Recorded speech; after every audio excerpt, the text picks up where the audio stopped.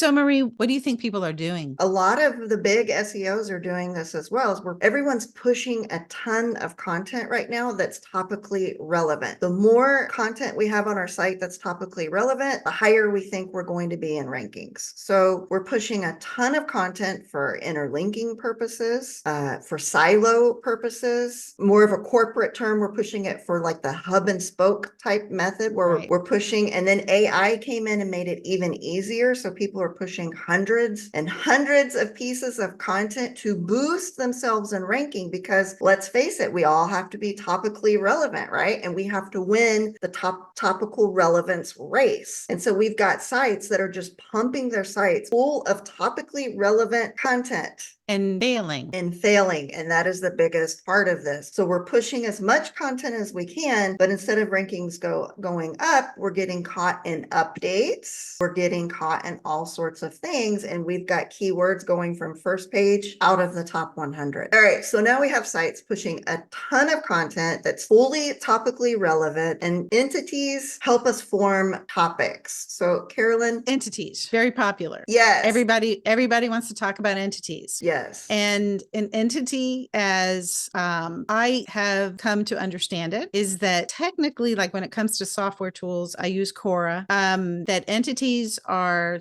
things that have a Wikipedia page. Now, that gives you a definition of what an entity is, but it doesn't really give you a functional definition of what entities are. So when you start talking about something, and we start talking about, let's get off of air purifiers. Let's talk about growing garlic. We're going to have things related to probably compost, soil, hilling up a little bit, blanching, water, all of these things. If we were talking about, like, let's say you and I were talking about it, and we started and we said garlic in the beginning, but then we never said garlic again in our conversation, but we knew we were talking about garlic. And so that's for each topic set, you're going to have a group of entities that when you group them all together, that becomes almost like a 3D version of that topic. Mm-hmm. So it's not just that they're entities, it's that there are entities that are related to the conversation. They're related to what we're talking about. So in early days of SEO, we latched onto our keywords. Yes. And that told us kind of like, I'm going to use a phrase here, a Potemkin village, right? So the front facade, everybody knew what we were talking about, but maybe on the back end, too many people would use, it or they or we in talking about what they actually provide. So in this case, the idea of these topics, there's a lot of topics that use similar entities. There are some concepts, some topics where you can use different words to refer to it, and we both know what we're talking about. Right. And so that's kind of what's happening in Google in terms of what potentially we need to be looking at. Yeah. And so we're kind of overlapping. Right. When entities overlap, if you picture the Venn diagram where it's two circles over, in each other, that's almost like the same topic. Yeah. But when you see where they overlap a little bit, you kind of can visualize the space between topics on that. So we've talked a lot about pushing a lot of topically relevant content, adding entities into all of that we know are super important to rank in top positions in SEO. But if you're not measuring and taking notice of what's happening while you're doing that, you're going to get yourself into trouble for the long haul. True. Okay. So in the case of HouseFresh, we've all found those great keywords, that have thousands of monthly searches. And we think, I'll write a piece of content on this one. And then we find another really great keyword that has a lot of search volume. And we think, I want to write on that one. And then I can rank for that keyword without necessarily seeing that when you go and you look at the search engine results pages, and you look for those terms, do you or do you not see a lot of the same pages show up for both? And I think the question for the audience is, do you check that before you launch new content? Carolyn, so you saw HouseFresh, they released all kinds of topically relevant content, but why weren't they in first and second position? Why didn't those URLs rank in first and then rank in second, maybe even third position? What happened? Well, there are some filters in place in terms of, like, historically, we've never been able to get more than 2 pages from the same domain ranked ranking for the same search phrase. I have seen, now I'm going to go to my testing background. Okay. Is that we would do single variable testing, taking one domain, creating 10 pages where, I mean,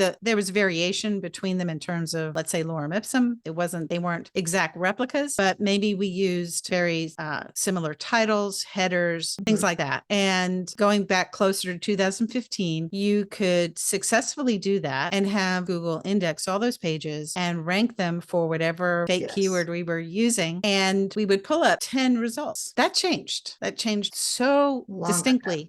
Yes. I mean, and it did it in terms of like, it was very, very subtle. I remember this is probably 2020, 2021, that we had to add things to make them like real sites. We had to add privacy policies, terms of service, contact us pages, and things like that to be able to even get some of our test pages to index. But that was now multiple domains. The effort involved in testing went up exponentially, whereas previously it was like 10 pages, boom, boom, boom. 10 minutes later, you had your result.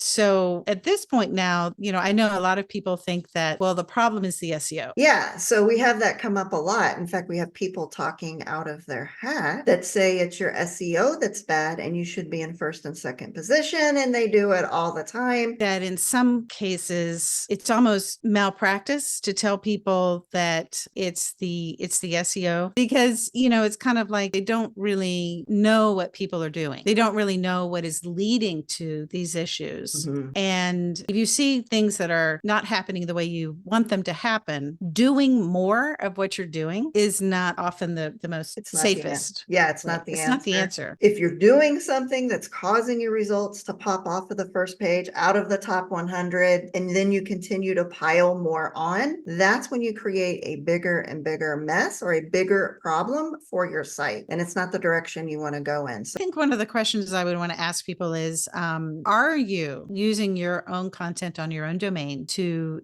boost other pages? Yeah, and that's a good question.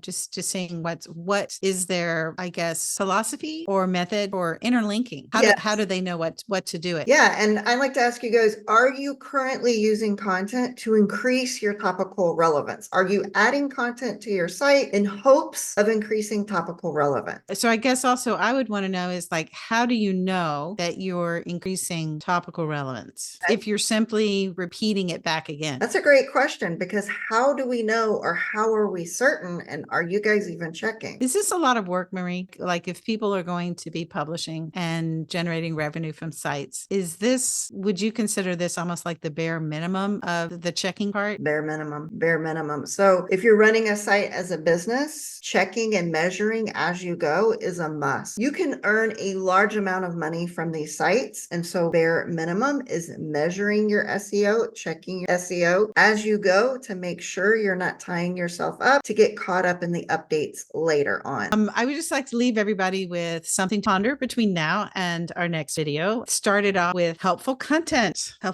system, helpful content, what could possibly be working on. I'm probably one of the few people that's saying this out loud, but that it is based on what I'm seeing. I think Google no longer is ranking sites on a page by page basis, but that they are ranking sites, and those sites are a cohesive unit. That's a big point to bring up towards the end of a video, but if we're no longer page by page, but by a site basis, that changes everything. We could almost call it a domain factor. And in the next video, we're going to talk about what they actually did on the HouseFresh site and why it didn't work in boosting their rankings.